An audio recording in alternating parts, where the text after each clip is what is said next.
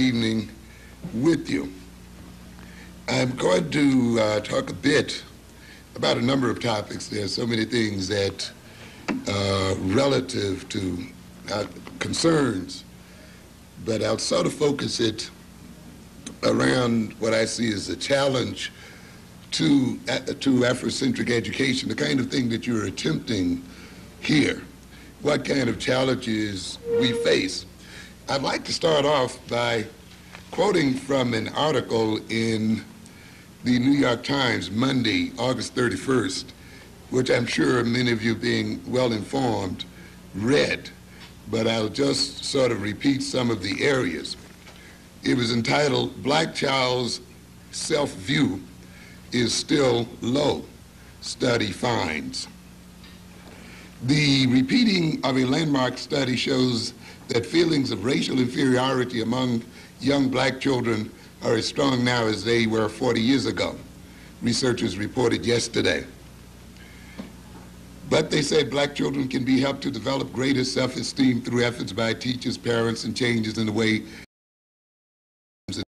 and television. And it goes on to indicate about 2/3, the new studies involved asking children which doll they prefer, a black one preferred, a black one or a white one. About 2/3 of the black children preferred a white doll. Many of you, of course, will recall this is a recapitulation of the famous Kenneth Clark study. And you'll probably recall, either through your reading or in terms of your past experience, that that study was very instrumental in influencing the United States Supreme Court to rule against segregation, the famous 1954 decision. And it's interesting now, of course, and I believe that study was done in around 1948 or somewhere in the late 40s, actually. So it's interesting to see this study being replicated some 40 years later with essentially the same results. And I think when we think about it very deeply, it has some very serious implications. Of course, essentially, the results are stated in the headline, "Black Child's Self-View is Still Low." Dr. Kenneth Clark, Professor Emeritus of Psychology at the City University of New York, who along with his wife, Mamie, conducted the original study, called the findings disturbing. I find that a very interesting statement. What the children are telling us, this is Dr. Clark speaking, is that they see their color as the basis of self-rejection, he said. "We try to hide the damage racism does to black children, but the damage is there and will continue as long as racism continues." I find it very interesting that Dr. Clark, whose study formed the basis to a good extent of the Supreme Court ruling, did not bring into question perhaps the ideology that was also a part of that ruling, and the ideology of assimilationism that was also energizing this kind of activity in the court, and has energized the black community for the last 40 years. There is still no effort, from what I can see and hear, on this part to perhaps question the philosophy that thought that black children's self-esteem and black children's love of themselves could be augmented or increased or enhanced by having white people love them. I have always contended that the effort of organizations like the NAACP and others in integrating black children with white children was not principally educational in nature. It was essentially an effort to get over an inferiority complex. I run into too many black parents when, if you would tell them that you know of a black school that was academically more advanced than any white school they could send their children to, will still refuse to send them there. I've known some black families who would send their children to very top-notch black schools, in the first grades, and so 2 or 3 or 4 grades, because the schools had a reputation for producing very advanced students. And then after 2 or 3 years or so, take them out of the school and transfer them over to a white school, saying, of course, their children had to learn to get along with everybody. And so what was more important than their continuing to learn in an advanced state was that they learned to relate to white folk, and that they learned somehow to relate to other folk. A great myth, by the way, that is prevalent in the black community.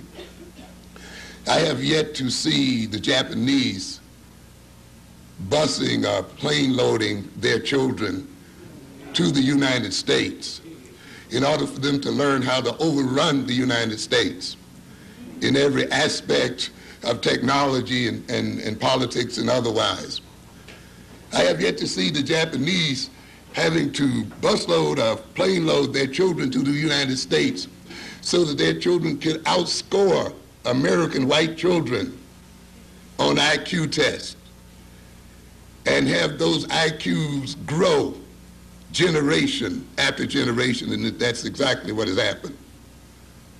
To outthink white children scientifically and technologically, and to outthink them economically and otherwise. I didn't see them exporting their children to American white schools to get that done. Yet we had a group of blacks in this country who felt that 2 + 2 is not 4 in the black community. 2 + 2 is only 4 in the suburbs somewhere. 2 + 2 is 4 in Harlem and anywhere else. The idea that you have to export your child out to learn basic knowledge and information and to enhance itself intellectually is a fallacy. It is a veneer for people who are really trying to solve other problems in their personality.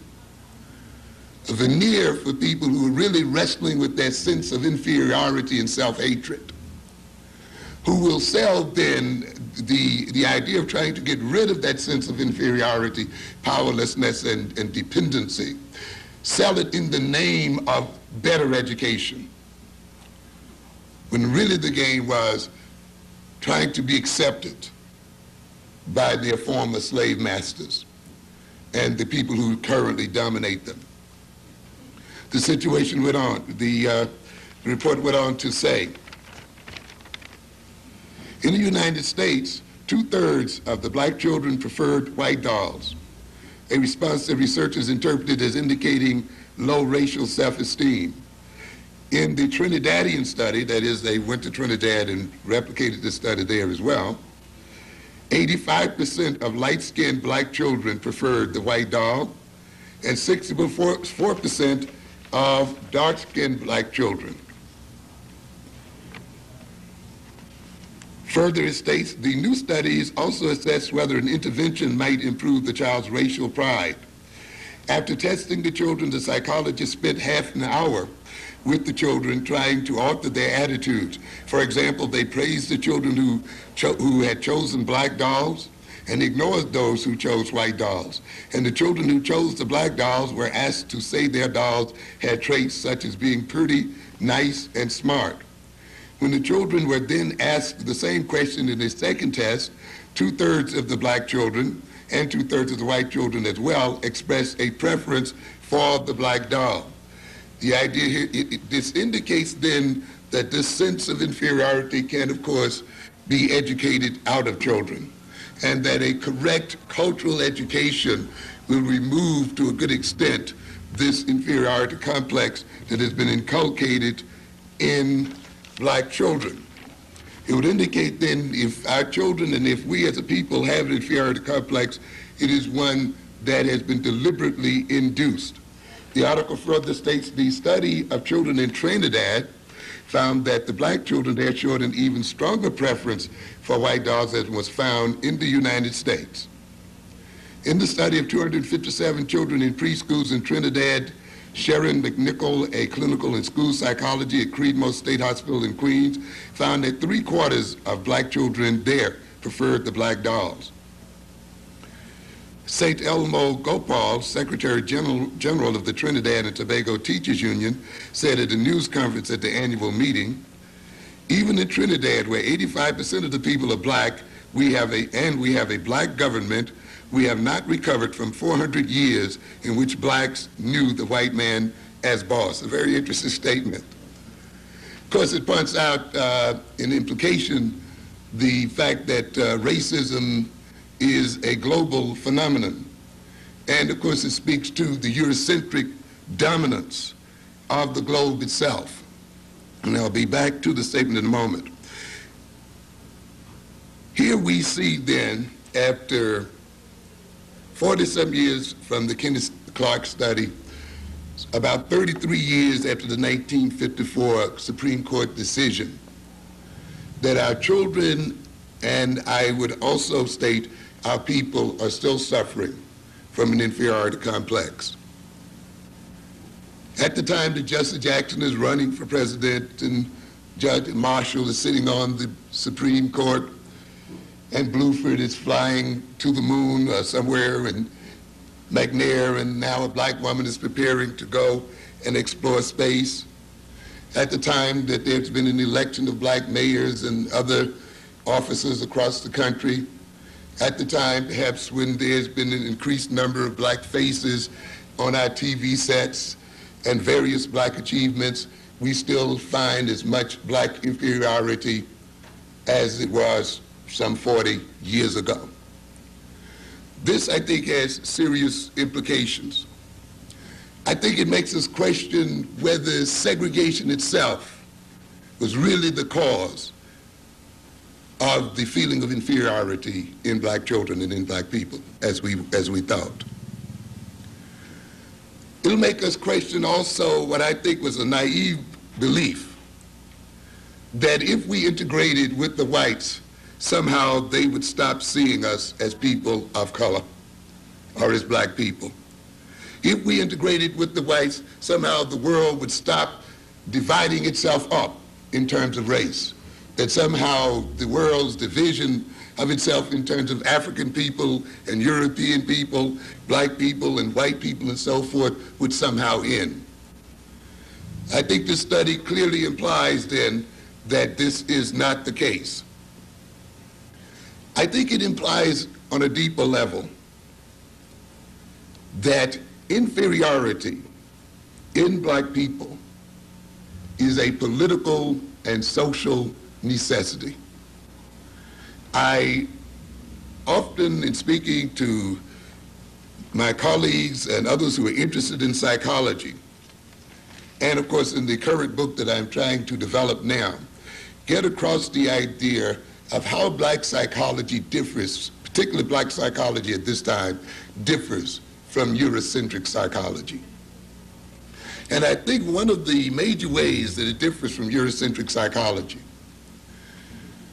is that when we talk about abnormality in the black personality, when we talk about feelings of inferiority in black people, feelings of self-hatred and self-alienation, feelings of incompetence, feelings of powerlessness and so forth that we hear a lot about, we must recognize that these feelings are a political and economic necessity. And we should start from that premise if we are to understand the psychology of black people. I often put it this way. In order for us to be in the state that we are in today as people, we have to be out of our minds. We literally have to be crazy. It is necessary for us to be crazy. It is necessary for us to be backwards. It is necessary for us to be maladjusted. It is necessary for us to be disunited. It is necessary for us to be self-hating. It is necessary for us to be filled with an inferiority complex. In a world where the European is essentially about 10% of the world's population, If that 10% is to continue to rule over the other 90%, it must keep that 90% out of its mind. It must keep that 90% in a state of deception. It must keep that 90% filled with a feeling of powerlessness and incompetence. If this 10% is to continue to consume more than 60% of the world's resources, if this 10% is to continue to rob African, Asian, and other nations of their material wealth, then it must keep those people in a state of maladjustment. And this implies then that no matter how much integration you may bring about, the feeling of inferiority must be a constant in the black personality. No matter how many people you run for president, no matter how many mayors you get elected, no matter how many people you get on the board of IBM and the others, the basic sense of inferiority, the basic sense of dependency must remain a constant in the black mind. And I will indicate this, and I think this study, which occurred now some 40 years later, shows this to be the case. Dr. Clark shows surprise that after all of this time, this feeling is still there. I would not, and I don't think any student who's basically looked at the necessity of black people being out of their minds as being the foundation of European dominance would not be surprised. I think it was quite predictable. Remember, these children have this feeling of inferiority basically from the end of their second years. You can pick up this sense of inferiority as early as 3.5 years old. So it starts very early. And I'm still working through my mind the implications of that finding. We are talking about preschool children, not only children that are in school, but children who are having this feeling prior to school. This would, of course, indicate that to a degree that our environment is saturated with racism through TV, through the various media, through the pictures our walls, through the unconscious and conscious state, can influence the child's behavior and attitude starting in the womb itself. And I often start my developmental classes not with the prenatal period and how egg meets sperm, but with why do you have children in the first place? Because the reasons you have children will influence their development. It will influence them from the time they're in your womb until, of course, the day they die upon this earth. It would indicate then that to a degree and in some way the black community itself has been induced in helping to bring about a feeling of inferiority in its children. To a good extent, it is not so much the actions of racism that destroy us, the discrimination by white folk and Europeans, the kind of hatred that they express toward us as people that destroys us and gives us an inferiority complex. It is to a good degree how we as people react to these actions. Whether we believe the propaganda or not, whether we believe what the European actually has said. We cannot often control the behavior of other people, but we do have a greater control over how we react to that behavior. And to a good extent, the challenge of an Afrocentric education is to educate us in our tendencies to react. To a good extent, it would mean that the actions of racism apparently have induced some of us to accept racist propaganda and to really believe it, to internalize it. Once we internalize the propaganda, then we become social agents for the racists themselves. And to a good extent, then, the black family, once it internalizes the propaganda of Eurocentric racists, becomes a social agent for the races and begins to produce the kinds of children that the racists want from the time of conception onward. It becomes instructive, you see, to look at a family not as something that just raises children, but a family to a good extent is the social agent of the society. It produces the kinds of children that the society says it needs and wants. The family looks out at the opportunity structure, at its own social position. It looks out at what it views as the future for its children, for its group, for its nation, and it inculcates those views into its children and rears its children in terms of those views, sometimes consciously and sometimes unconsciously. And in that way, it begins to create the children for the society. In a heavily segregated society, for instance, if your black boy or girl would have said some years ago that they wanted to be president of the United States or that they were going to be president of the United States, how many of us, by being realistic, would have discouraged that view? You know, ain't no black man going to be this or no black woman going to be that. Be real. And in the service of being real, by saying, well, I don't want him to be disappointed. I want to save him from racism and save him from the recognition one day that there are limitations to his aspirations. We quietly steer them toward a trade or a skill. Get this and get a job. So what's happening there? While it may have a realistic basis in a certain sort of way, you are also at the same time, though, creating the child's aspirations. You're also creating the child's motivations. You're creating the child's view of itself in line with the way the society is structured.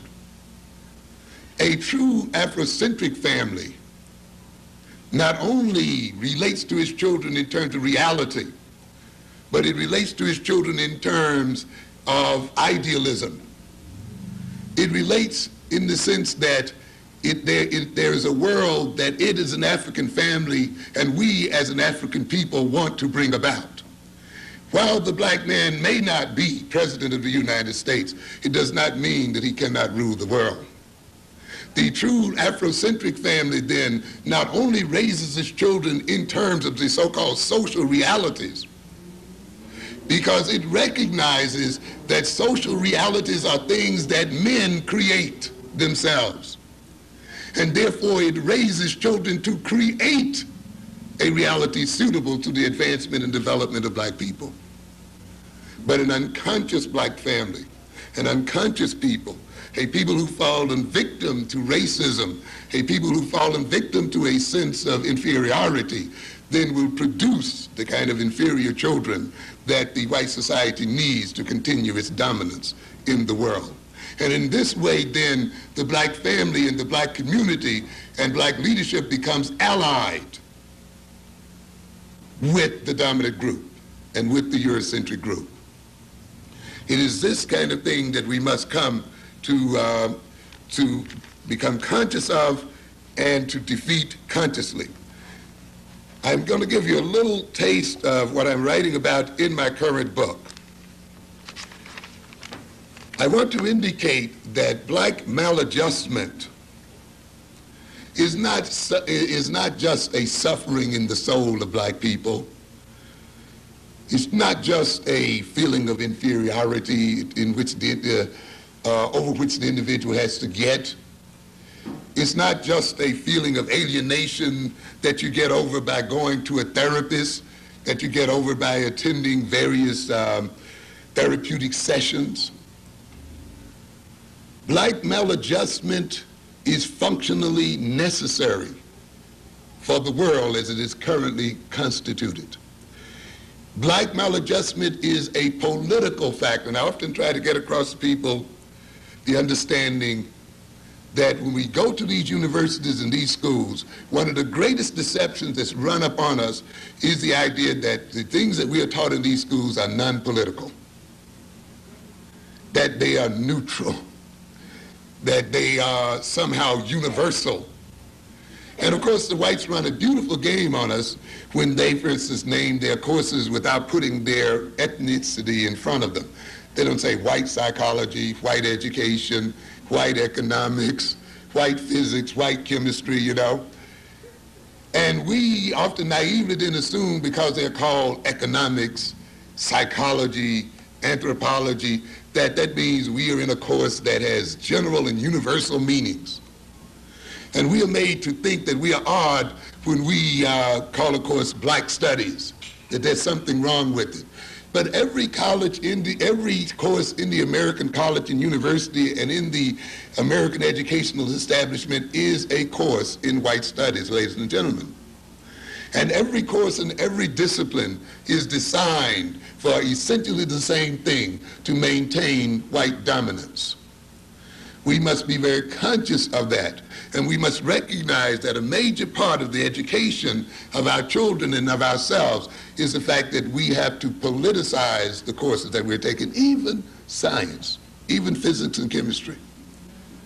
So a lot of people think, well, you know, we're talking about atoms and molecules and this and that, and they have no ethnicity and they have no politics. In a fundamental way, you may be right, but on another level, there's a problem with that. Science, scientific thinking, and technological development does not just develop in the head of some genius. It's not the result of some scientific genius who happened to strike upon some major discovery. Scientific discovery and technological development take place within a political social structure. You have to have a political system, a system of social relations, an economic system in order that science and technology develop and flourish. They do not flourish in a vacuum. Therefore, it is not enough just to teach your children physics and chemistry. You must teach them the politics of physics and chemistry. You must teach them the economics of physics and chemistry. You must teach them how a system must organize itself politically and socially such that physical and chemical research take place. It is not enough for us to educate African boys and girls in science and technology so that African can catch up with the Europeans. You will never catch up with the European just by knowing science and technology. Because, ladies and gentlemen, you have to finance technological research. You have to pay scientists to do research. People just don't do research for nothing. If you run the latest physics experiment, you would have to produce a cyclotron with a circumference of some 20 or 30 miles around that costs billions of dollars. And if you're then talking about catching up with the European scientifically, then you must catch up with the European and surpass him, what? Economically. If your children are to work for you and give their scientific genius to the advancement of black people, then we as black people must give them an economic, social, and political foundation in which their gifts can be realized and handed over to us as a people. And therefore, merely to teach chemistry and physics as some neutral subject, as some body of knowledge unrelated to everything else going on into the world, is to be miseducated. That is one of the reasons why we have a country filled, as black people, with chemists, with engineers, machinists, and yet we don't seem to be able to export one gun to South Africa. We don't seem to be able to make one bomb. We have generals and sergeants and Green Berets and Rangers and all of the rest, and yet we are unable to train one guerrilla or anything else to fight for their liberation in this world because there's a lack of social organization. It is not enough just to have knowledge. It is not enough just to have money. Money and knowledge must be organized in order to be effective. And knowledge, in order to flourish and be actualized in some concrete advancement for people, must be based ultimately on social relations between those people. So there must be a social structure. And while your children are learning science and mathematics, they must learn to love themselves and to love one another. and to cooperate one with the other, or else they'll have an Afrocentric mind, but they will still have to go down to IBM and Xerox and do their work. And ultimately then, they will still be racked by a sense of inferiority and dependency.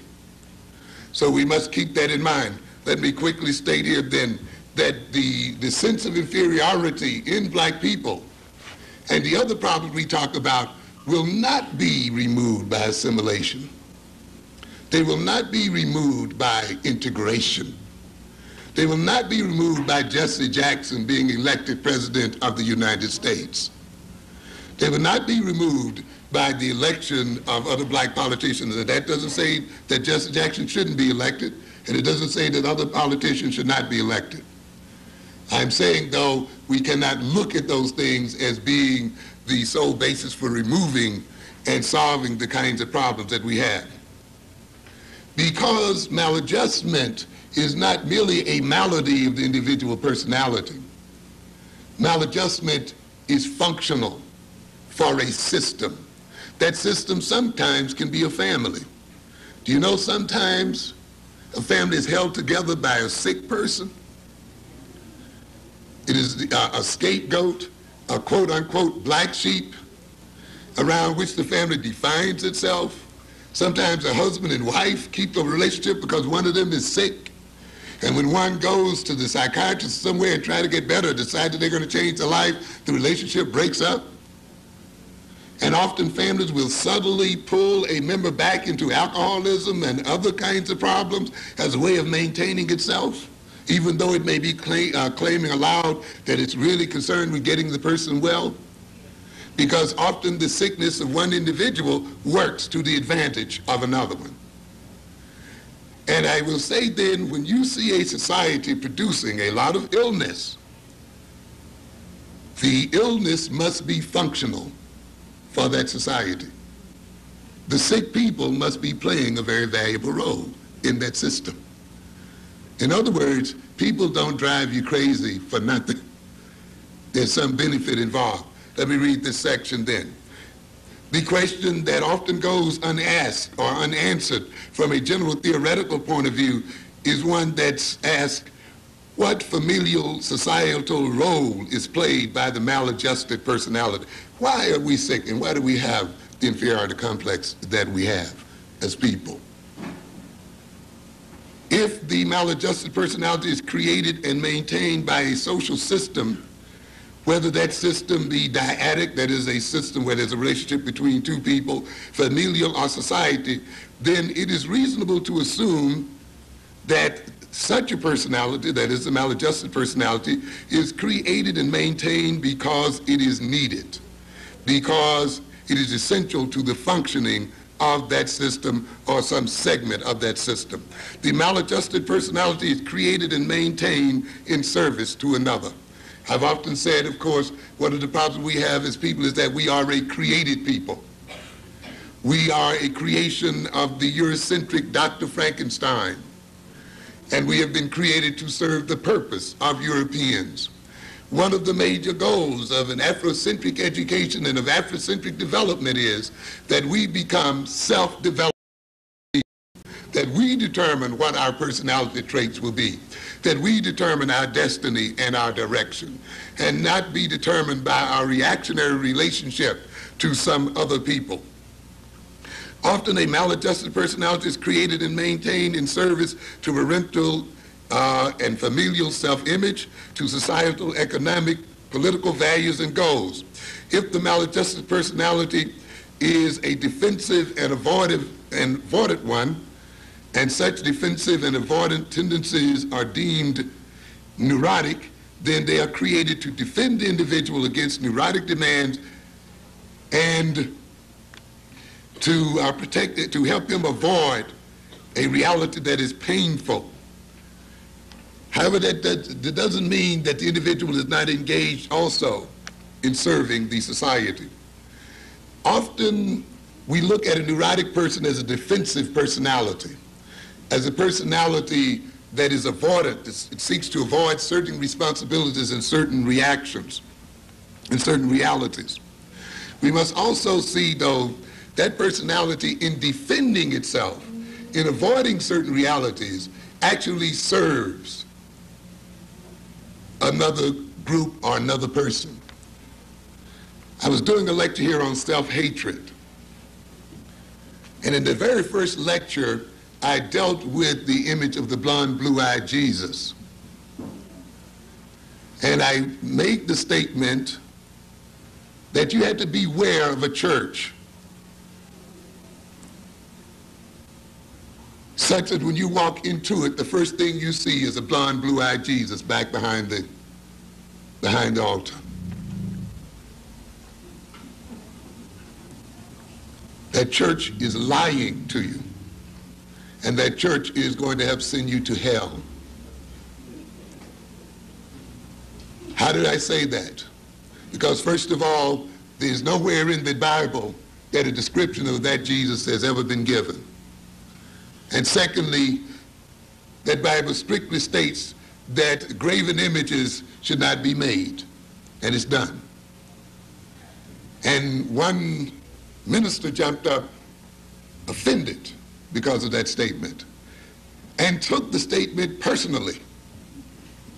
And I'm a minister in the such and such a church, and I took a course under Dr. Cone at Columbia University, and just laid it all out for me, and objected to it as if I were attacking the minister directly, when I was dealing with the concept, and I was dealing with the psychology of having gods painted in alien forms, and how that induces self-hatred and maintains self-hatred in the people. How praying to a white man is damaging to black people, and how thinking of God as a white man is damaging to black people. I'm dealing with the concept here. Yet she felt a need to defend what she thought of as herself and her profession. But in defending herself, she actually defended the system. She actually defended the status quo. And many of us then, as neurotics, you see, as we engage in our neurotic and maladjusted behavior and defend our egos and defend our vanities and defend our prides, actually support and hold up the system. Parent or justify the abusing family. And how we, in many instances, end up justifying the system that abuses us. Integration itself indicates that, wanting to live and be loved and lay around with people who destroyed us and enslaved us and given us the greatest pain in the world. Sometimes what we call in psychology the love of the aggressor. The people you want to love most are the people who've done the most damage to you. Unhealthy personalities cannot be created by healthy environments. Since the unhealth of an individual or group can result in the relative health, wealth, security, and power and sense of identity of another individual or group, then it serves the interests of the latter group. In other words, the unhealth of the black community serves the health and wealth of the white community. Just as the sickness of the drug addict serves the health and wealth of the pusher. So in a sense, then, it becomes in the interest of the pusher to keep the addict, of course, addicted, even though he claims he's doing him a service and a favor. The latter group becomes dependent, that is, the unhealthy group, comes to need the unhealthiness, and that is the dominant group really becomes dependent and comes to need the unhealthiness of the former. If the health of the former means a reduction in the dominance of the latter, then the latter resists the health of the former despite its pretensions to the contrary. In other words, when we even see assimilationism, we don't have time to talk about it here tonight, but in many ways assimilationism and integrationism is really another prompt for the maintenance of white power. And while we thought that we bought it in to a great extent, I would argue that to a good extent the white ruling class helped to push it as well, because it also helps to maintain the white ruling class in power. When you have a minority of people, such as the European, often in order to stay in power they must recruit from the very people they oppress. And therefore, they will call up from those people certain talented people or other types who then will identify with their masters and help then to maintain the control over the masses. This often will be called integration and will often be called desegregation.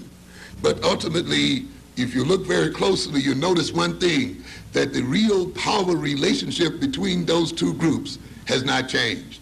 I talk about a number of things we call constants, that if we look closely in the relationship, at the relationship between Europeans and Africans, we will note that there are certain basic things that have not changed despite all of the other things we look at. Despite integrationism, despite political and social change, there are things that are still basically the same and have been the same for the last 400 years. The real power of black people, particularly if you talk about military power, has not changed fundamentally since the very time we met the European. You may find African countries now with jet planes and tanks that they've bought from Europeans, by the way, and still have yet to make. And you may think then that the Africans have entered into a modern era in warfare and so forth.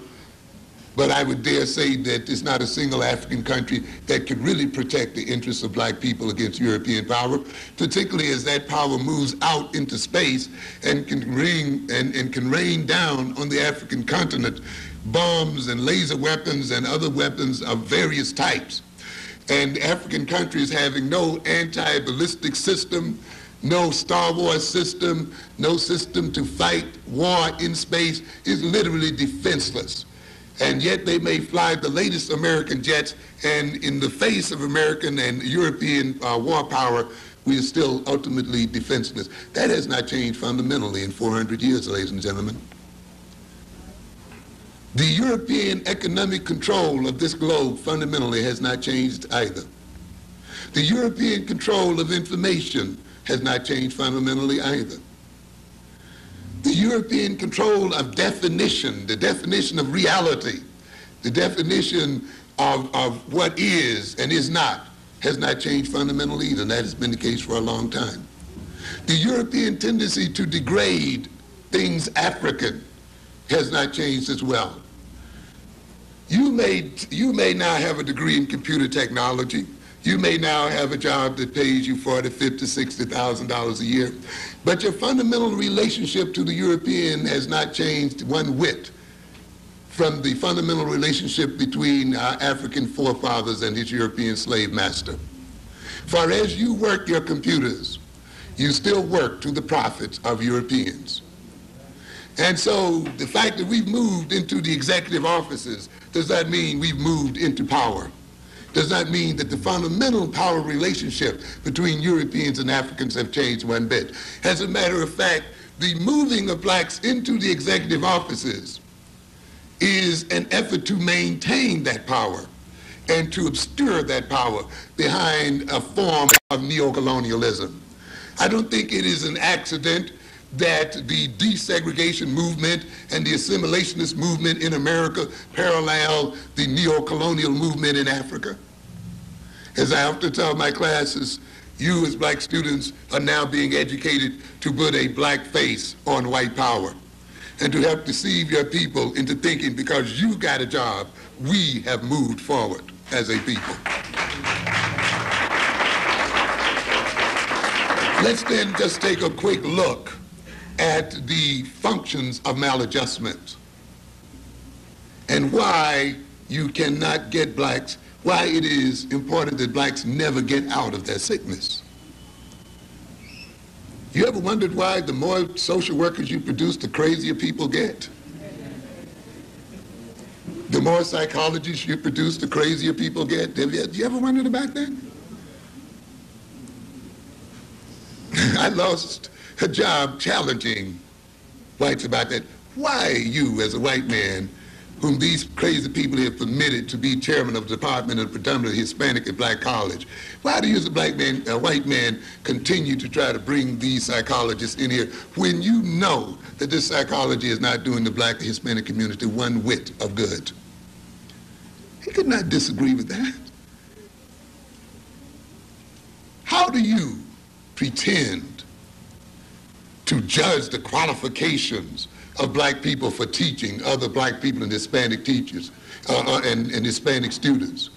When you admit every day in the New York educational system that you don't know how to educate black children. We have a group of people who lament about their inability to educate black children, how black children are so-called uncontrollable and ineducable and all of that, and yet they want to sit on a board and determine who is qualified and not qualified. We have this insult downtown where these white dogs are going to try to determine who should be the chancellor of New York City schools, and yet have admitted that they cannot educate black children. And we'll sit there and let them try to lay the foundations and tell us what the credentials of an educator is supposed to be. How do you qualify to tell us what the credentials of an educator is supposed to do? You have not demonstrated that you are capable of educating black people, but yet there are a lot of us who want to sit back and talk about standards and degrees and all this other nonsense that the people who clearly admitted that they failed have laid upon us. And yet we have a lot of this going on in the system. But this kind of stuff must happen if black people are to continue to be subordinated. How is it functional? The captive African maladjustment justifies European dominance and exploitation. Because we are crazy, because we are criminal, because we are addicts, because we are that, the Europeans have a right to put their police in our community. They have a right to run the welfare agencies that keep us crazy, by the way. They have a right to intrude into our cultural families and personal lives. Why? Because, you see, they are maladjusted. They have learning deficiencies. They have this and that. Therefore, we're coming in to help and treat them in some sort of way. We are bringing in foreign aid. We are calling on the IMF to study and regulate their national economies and so forth. So you will see the so-called sickness and dependency and lagging in development and all of these other kind of things every day are justifications for the Europeans to intrude upon African life and seek to control that life. And when we accept their definitions, we accept their dominance. We ask for their dominance, and we see their dominance as some kind of aid to us. Yet when we look some 40 years later, we are in the same position or in a worse position than before. How do we solve it? Asking more of it. Well, let's get more degrees. Let's see that the teachers get more degrees. Even though the more degrees they get, the worse the education has become. But what's the solution? Send them back to school for some more. The more money that's been pumped into school, what happens? The worse the education has got. What's the solution? Let's put more money into school. Idiotic solutions all over the place. But you see, you cannot expect a neurotic to think normally. That's the essence of being what? Neurotic. If you thought normally, behaved normally, you wouldn't be a neurotic, would you? So being maladjusted justifies European dominance, rationalizes Eurocentric treatment, as I just said, of African people, and thereby reduces their guilt and self-condemnatory feelings for behaving toward the African in ways contrary to their stated political and constitutional, ethical, moral, religious principles. You know, these great Christians and these great people who believe in equality. How do you believe in equality? You know, the greatest problem in this country was, how do you believe in equality of man and yet enslave a group of men? How do you believe in this and mistreat and discriminate? In order to get out of that dilemma, then, you must make those people what? Less than men, less than human. You see? So then in that way you can justify what you're doing. They're not fully human. They're not fully men. They're not fully intelligent. They're not fully capable of self-government. They're not fully capable of guiding themselves. Therefore, it's only incumbent on us, those of us who are lucky enough to be more intelligent and divinely sent to rule over men, to take care of them. It is incumbent upon us to take up what? The white man's burden, which happens to be the black man. But actually the other way around is we have to carry them as a burden. The maladjustment of black people maintains Eurocentric self-esteem, self-definition and identity, self-concept, sense of security. and control, since the captive African's debilitated state, debased and degraded nature will not permit him to successfully overcome such dominance.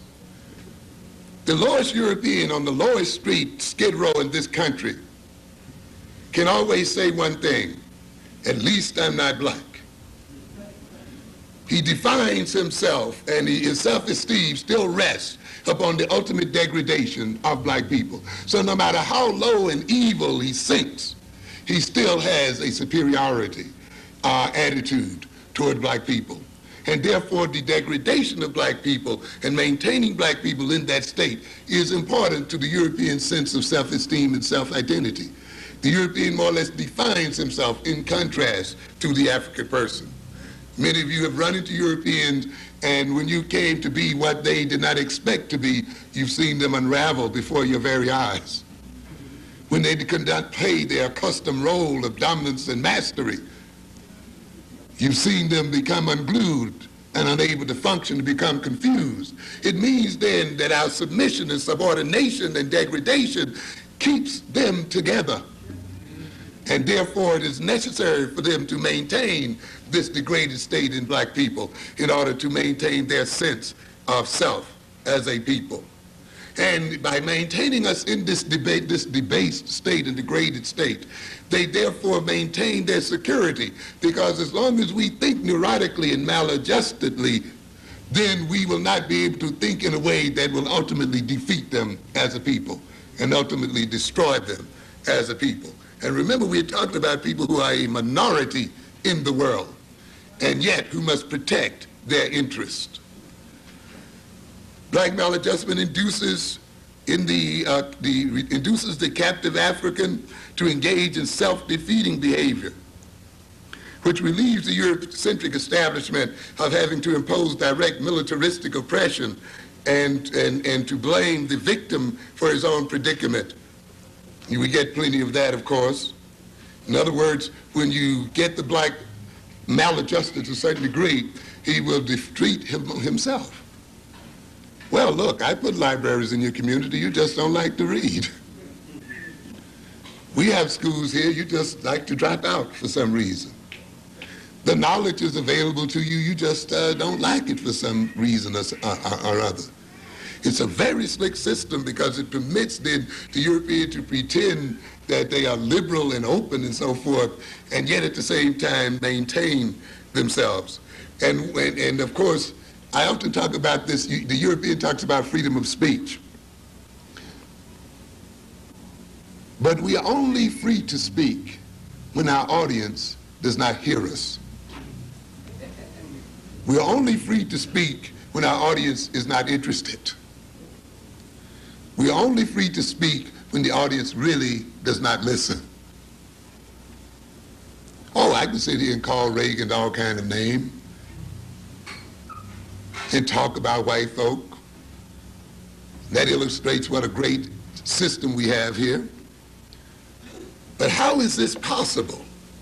To a good extent it's possible because, you see, at first you induce the audience not to be what? Interested, not to care or to be apathetic, and then you just let the person speak as long as they want to. You induce the audience not to be active, and therefore knowing that after the speech is over, no real activity will take place, so you let them talk as much as they want to. So the system of slavery, you see, and Jim Crowism that occurred shortly thereafter structured the black personality in such a way that despite the Marcus Garveys and the Malcolm X's and other people, there's been relative little change because the reception often of the audiences was such that they would not threaten the United States after they heard the speech. We are only free in this country to do the wrong thing. Recognize what happened to Farrakhan. Farrakhan has been saying the same thing for 20 years. But to a good extent, when the whites actually thought that black people might really be listening to Farrakhan, might really act upon what Farrakhan was saying, he can't now get into Javits Center Now he's having a hard time finding a place to speak and a platform to speak to black people. Is this the country of free speech, ladies and gentlemen?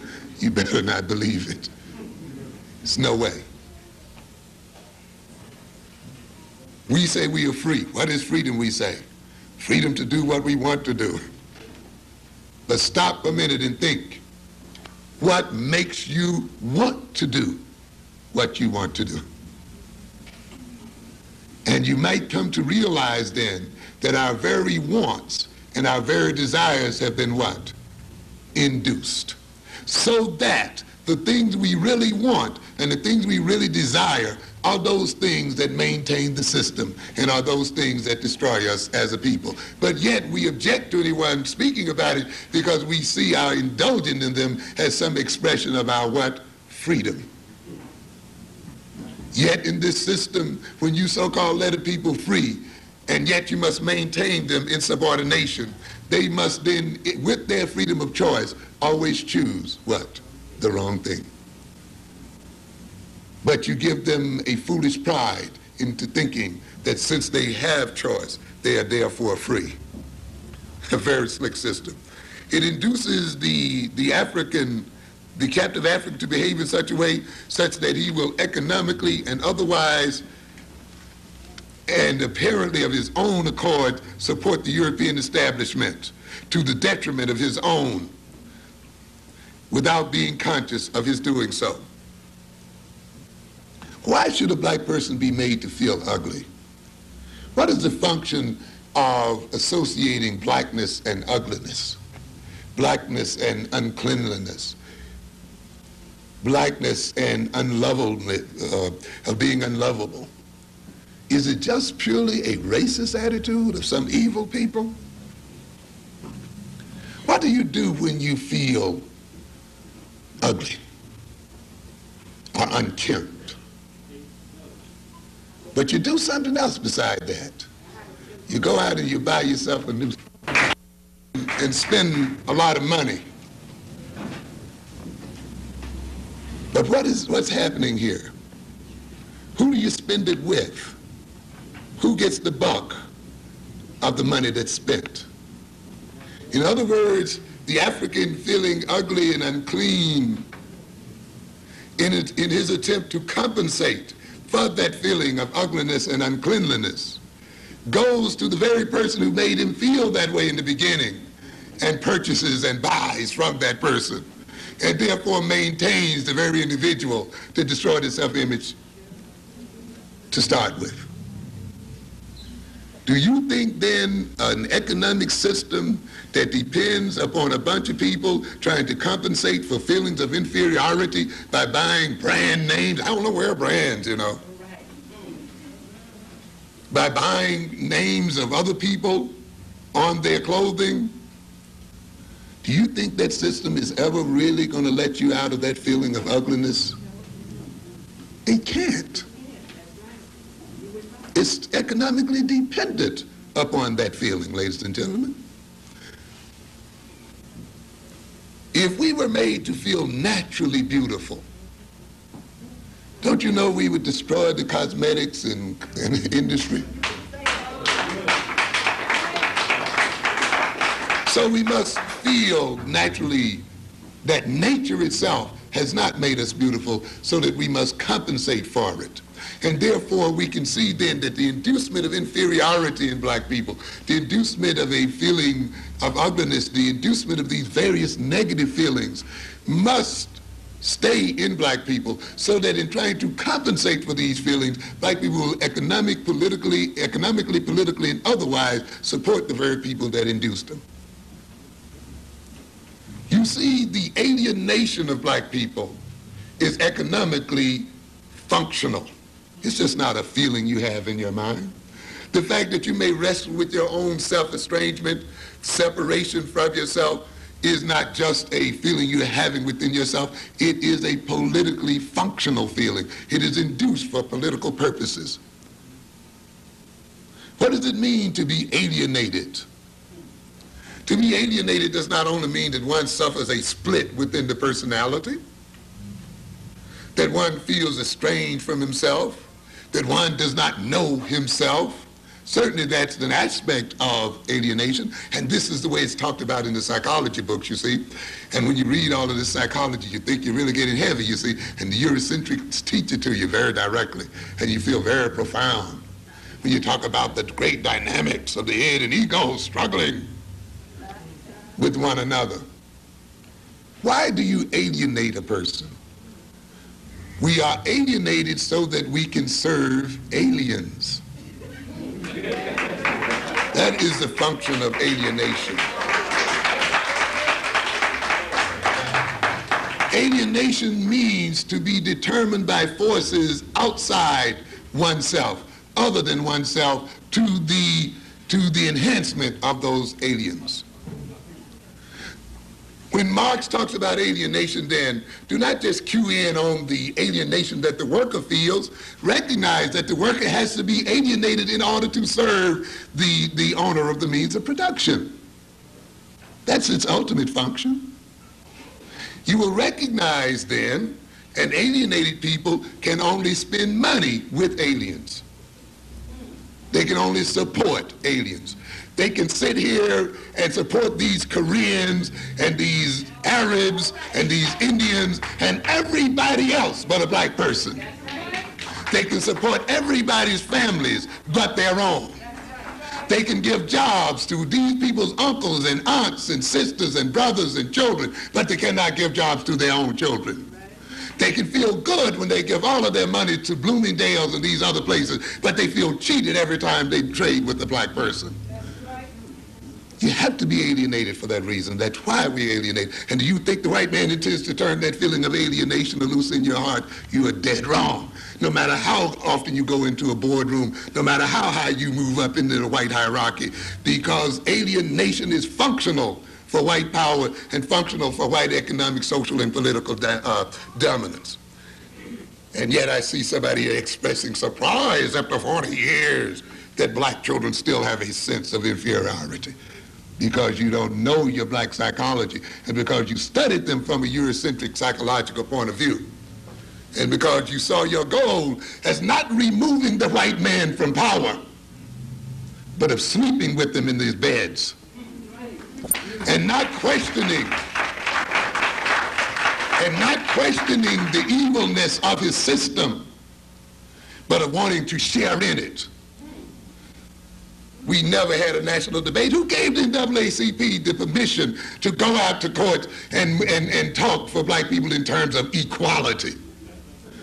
Equality with whom? We should have debated that. That's a moral issue. Equality with the slave master? Equality with exploiters? Equality with people who, every time they stepped on a continent, destroyed and degraded the people that they dealt with? Is this what we want, a sharing of the spoils? Or is it that we want a whole different world than what these people have bought on this earth today? But we were diverted from asking that fundamental question. We were made to think simply because we were getting paid less than white folk, our problem would be solved merely by getting equal pay. But the problem is much deeper than that, ladies and gentlemen. But that too is a part of the illness, you see. So then the maladjustment is used and is induced in the African to engage in self-destructive behavior so that he may annihilate himself, or that his demise can be permitted or enacted without triggering Eurocentric guilt and without costly resistance.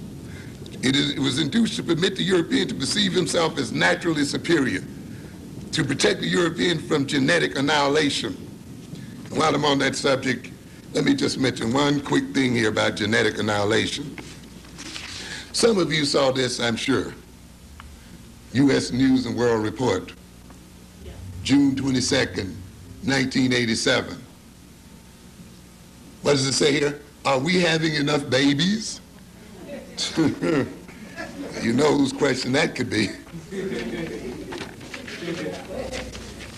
Of course, this is a piece done by Ben Wattenberg. Some of you might have seen him at various places, and he's doing a very interesting thing now. He wrote a book called The Birth Dearth, indicating, of course, that not enough white people are being produced in the world. And so he starts here, what's happening today has never happened before. It will dramatically change the U.S. and the world in which we live. Over the years, I've heard businessmen, diplomats, government planners, and parents all begging for the same thing. No surprises, please.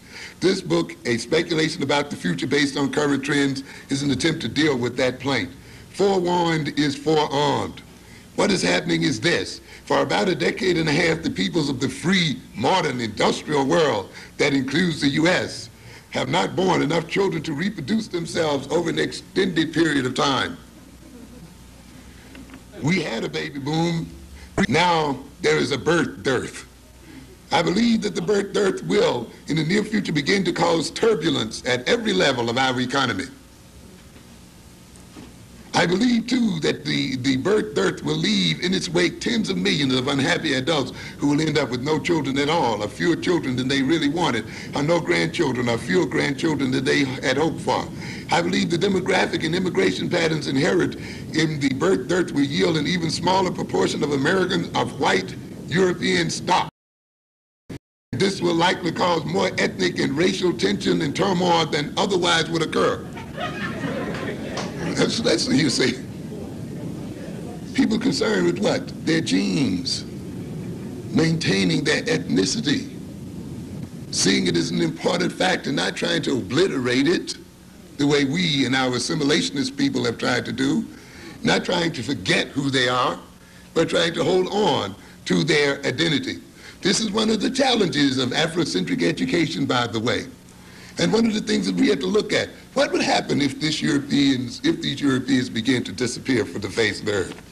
What will happen if they decide that they are not going to disappear and want to make some other people disappear? How are they going to deal with their low birth rate? What are the political implications about that situation? It has very serious implications for African people. And these people are now getting ready to deal with it.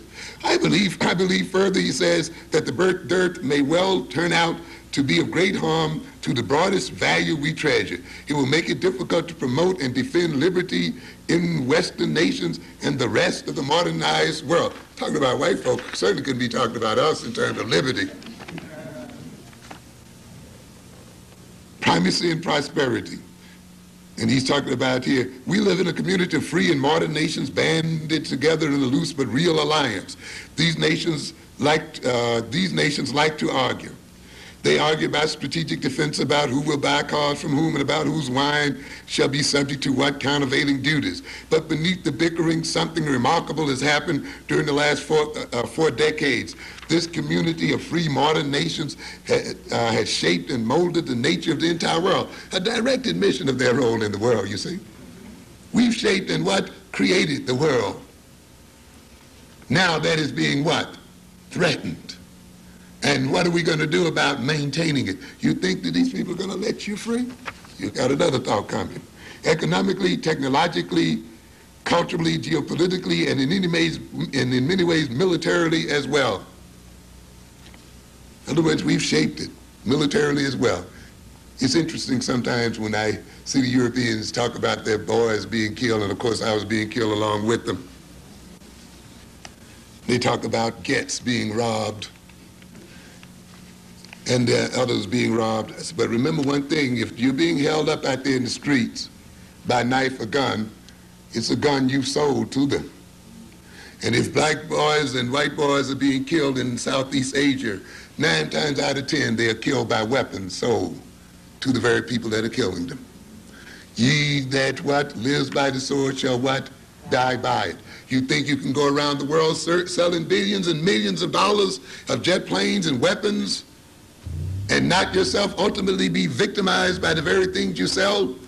These sellers of death will ultimately be the main victims of their own tools of death. By 1950, when this Western moment was in its early days, the population of the free modern world comprised about 22% of the global population. That's amazing even at that, isn't it? That 22% of the population could have control over another, what, 88%. Today we are 15%. By the year 2030, we will be 9%. A reasonable extrapolation to the end of the next century brings the Western proportion down to about what? 5%. But we still want to be in control.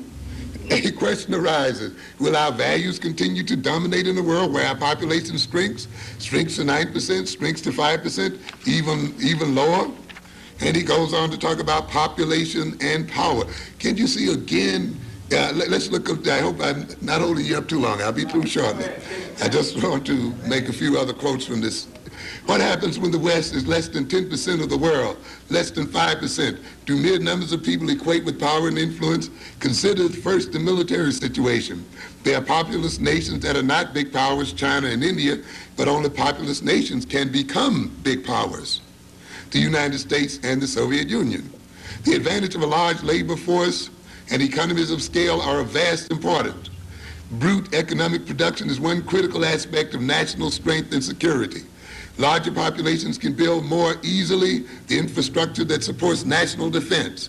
And attaining technological leadership requires a large critical mass of scientists. Can we begin to see now why you cannot produce a large number of black engineers and technological people? Why the African world must remain ununited and disunited? Because these people recognize quite clearly that the uniting of African people, the social organization of African people, the social and economic networking of African people spells the end of European power and dominance. It's stated right here that, do you ever think, and I know it must amaze you at times, of the influence that Jewish people have in the world. I read with great dismay here about 2 weeks ago the demands that they were laying on the Pope, you know, and how they had the Pope going. It's an interesting situation. And yet, you think about it, there are only about, what, 15 million of them in the world? Maybe even less. And yet, you know, there's a major Jewish political organization in Washington that literally vetoes everything that the United States government does. That the United States budget itself is submitted to this organization. That this organization literally determines who and what nations and what groups will get what from this United States, even though this group is less than 3% of the United States population, ladies and gentlemen. It's an amazing situation there. Here are a people, population-wise, are smaller than a gnat.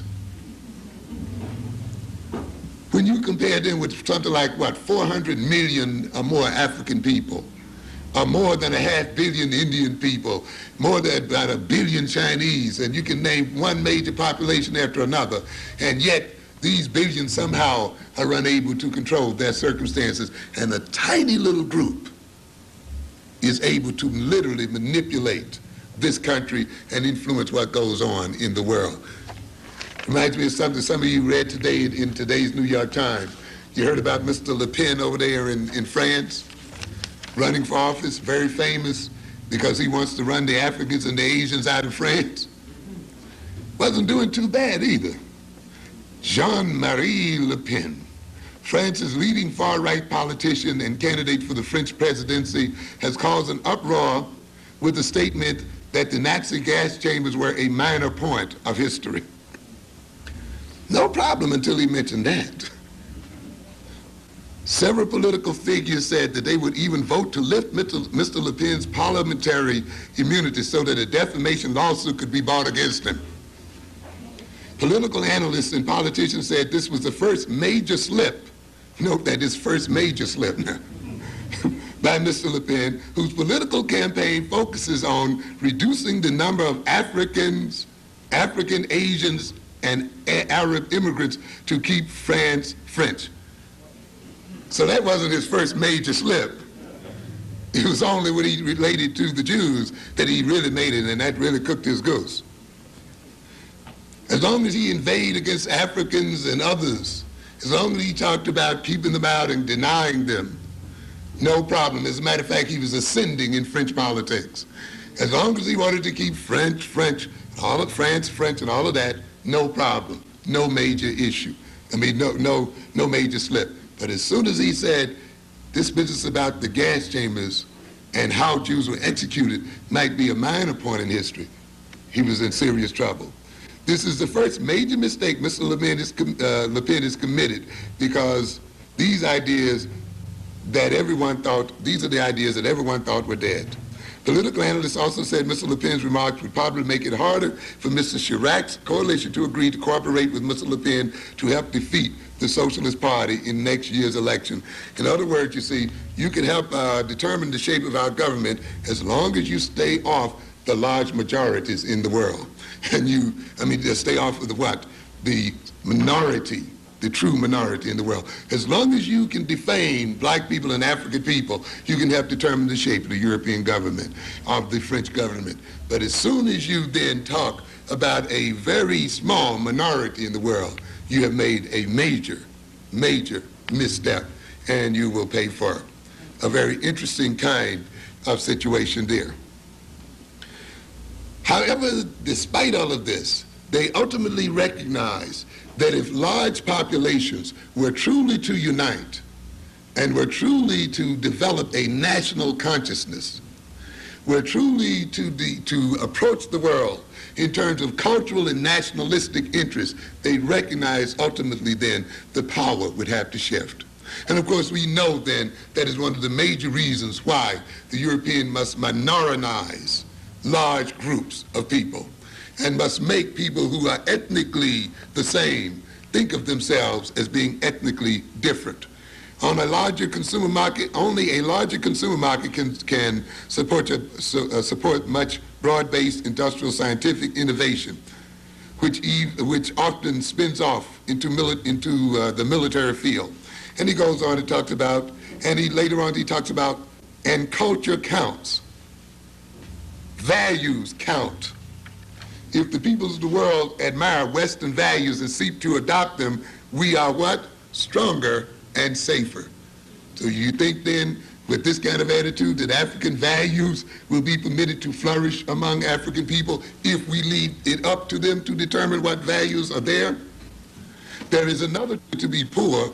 Blacks and Hispanics have higher fertility rates than whites, although middle-class blacks have lower fertility rates than middle-class whites. Very interesting situation there as well. Have we, as black people, been so concerned with living in the European lifestyle that we've given up reproduction? No. Yet, many of us who are in the so-called middle class have done exactly that. This situation also illustrates the very deadly nature of European society and its very opposition to African values. You must recognize when you read Freudian psychology, at the bottom of that psychology is a critique of European society. A society that comes to hate sex. A society that sees sexuality as its enemy, as in opposition to civilization. A society that denies its gods sex and sexuality is a society ultimately that's going to be a deadly one. How can you have fear and hatred and antipathy toward the very source of life and not ultimately side with death itself? And I think one of the major reasons this society has become deadly and a threat to the life of the very world itself is that it has problems with its own sexuality. And it has problems with the very basic nature of man. It has such a problem then that those who have the most to give to children, you would think, in terms of wealth, knowledge, and so forth, are the very ones that what? Do not have them. There's a problem there, ladies and gentlemen. And it's interesting to note then that this is diametrically opposed to the African sense and to African values that look at life and growth and development as a great value. But yet we note as African adopts these European values, they will also adopt the deadly nature of Europeans to the point often of killing their own children or denying them birth or denying them conception in the first place. And now the European is beginning to see the result of the philosophy that they have put forth. What happens in America? He goes, and it's interesting to note that this is one of the challenges. Further, recent immigrants have higher fertility rates than other Americans. By the way, some of you might have read 2 or 3 years ago about the browning of America. The idea that the Hispanics are moving in so rapidly that at the rate they're going, they'll soon be America's largest minority. There will be more Hispanics in this country than blacks. And that at the rate they're going, we'll literally have a brown America. That's a major question we have to deal with too, ladies and gentlemen, by the way. What will happen to the black population in this country as it is outnumbered by the Hispanic population, or as it is balanced off by Asian immigration? That's a challenge that our children must be educated to meet. I know it's a question we hate to deal with, and often we want to lump a lot of problems on the white and non-white, forgetting, though, that we as people have to compete against all people on this earth. Africa has to compete against Latin America as well for markets in this United States and other places. And we have to compete with other non-white people. And the idea then, and we just cannot let then other non-white people just function the way they want to without also looking at it in terms of what it means in terms of our own self-development, growth, and survival as a people. The influx then of Hispanics in this family, in this country, will have a major impact upon the quality of black life in this country. And I think those of you who, of course, go in the black community can already see that. Those of you who may go to Miami can already see it in very clear terms. And in certain parts of New Jersey can see it. And yet it's an issue that we don't want to face. The rate is less than that if illegal immigrants are counted. That and let me go back. Today, fewer than 20% of legal immigrants to America are of white European stock. The rate is even less than that if illegal immigrants are counted in. There is little reason to think this will change. Birth rates in Western Europe are so low these days, there's hardly anyone left to leave. In other words, hardly any whites to come over anymore. Today, about 80% of the current total United States population is of white European stock. At roughly current rates of fertility and immigration, demographers Leon have projected that by the year 2080, the white European share of the U.S. population will be down to 60% and will be shrinking. With a higher rate of immigration, it will only be 50%. Very interesting. Reminds me of that movie, War of the Worlds, you know, when it looked like the aliens were taking over and then they died because of disease. Will the European die out? Will our problem be solved by their mere death? While we may take some pride in that if they don't increase the rate of babies they're having, we may be faced with another problem, though.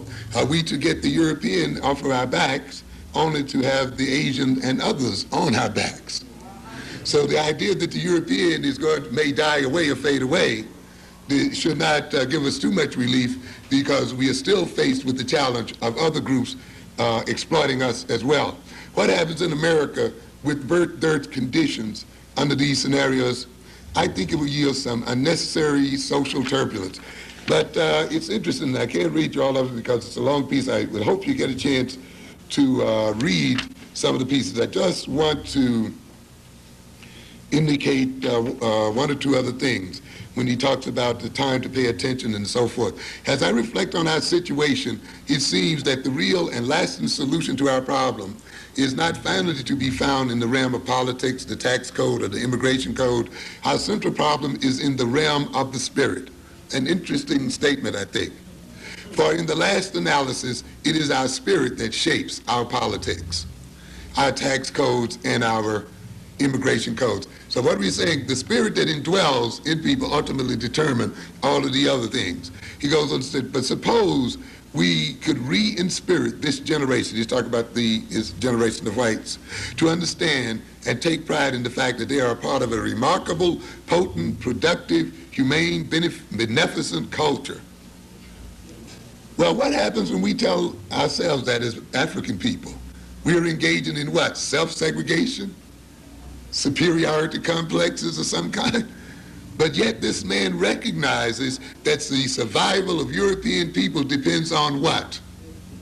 Inculcating in their current generation a sense of what?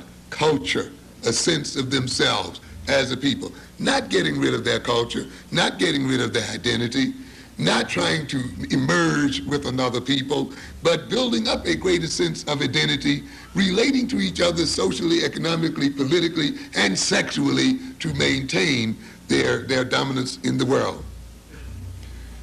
For in the last analysis, it is our spirit that shapes our politics, as he goes on to say. So suppose our young people came to know in the marrow of their bones that the West is, as Lincoln said, the last best hope of mankind. These deadly people, these people who threaten every bit of life on earth, these enslavers, these exploiters, still dare to see themselves as what? The last best hope of mankind. Very interesting statement. It shows, though, that whites must not only indulge in the deception of African people, but they must indulge what? In their own self-deception. The last hope of mankind, the last best hope of mankind. Suppose it was explained that only they can preserve it. They, who threaten to destroy it, can preserve it, and that there is something real to fear if they don't. If such a spiritual rekindling actually takes place among our young people, it might rejuvenate, even save, a civilization that has been a long time in building, one of the shortest lived civilizations that ever existed on this earth. And yet, in that shortest period of time, has done more to destroy man than any other civilization that had ever existed. You talk about an Egyptian civilization that lasts thousands of years. And yet this civilization within a space of 200 or 300 years has killed and destroyed and raped and robbed more than all of the previous civilizations put together. And yet it dares to see itself as the last great hope of mankind. After all, it's not such a big deal. All it involves is having another baby. Is that right? I must wrap it up here. I like the concept of spirit. One of the things I talk about in my current book is the concept of spirit possession.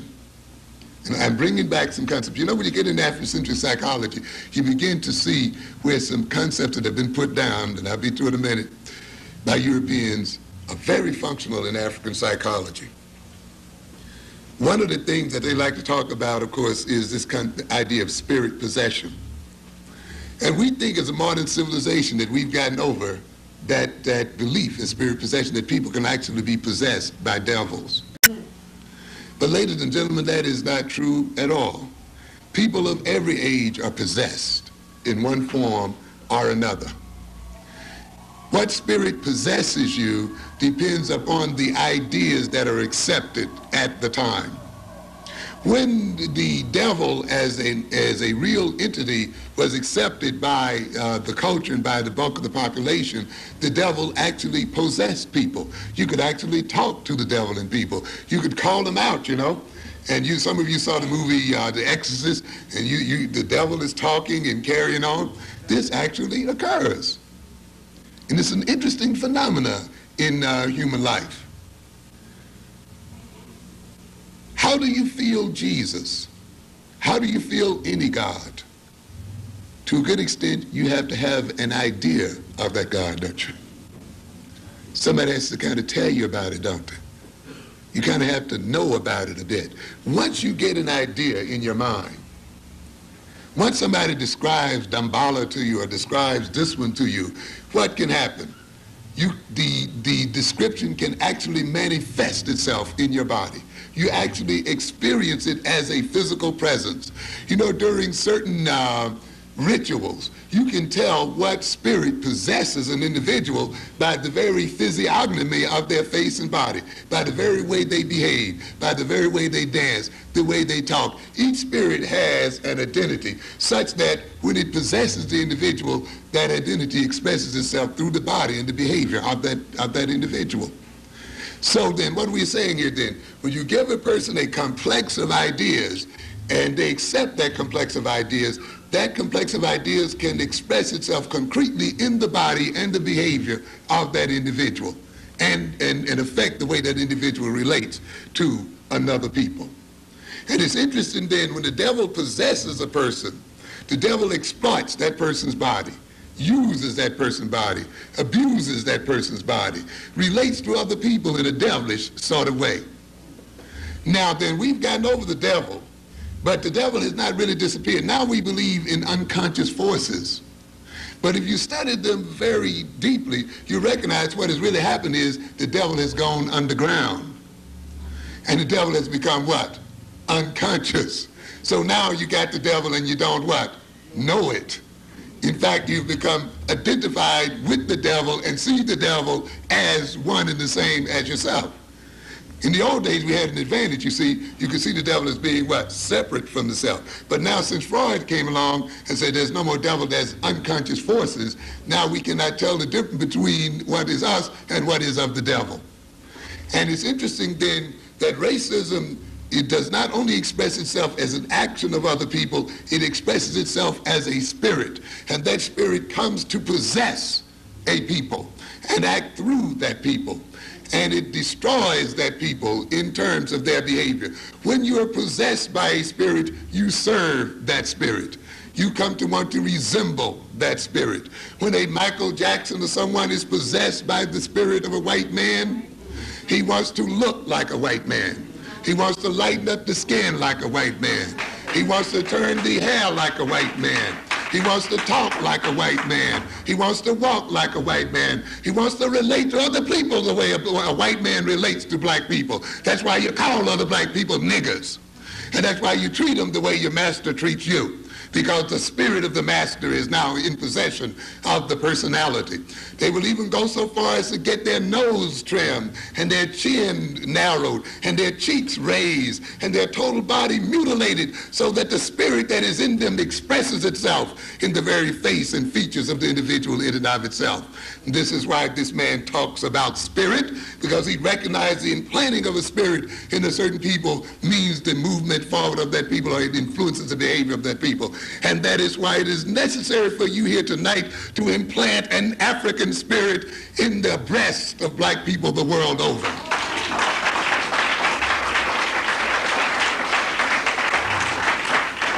And once we are filled with that spirit, there is no room to be possessed by another spirit.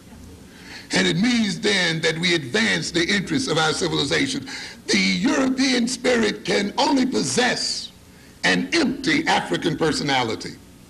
Nature abhors a vacuum. And as the African personality is swept out of us and sucked out of us, the European spirit is sucked in.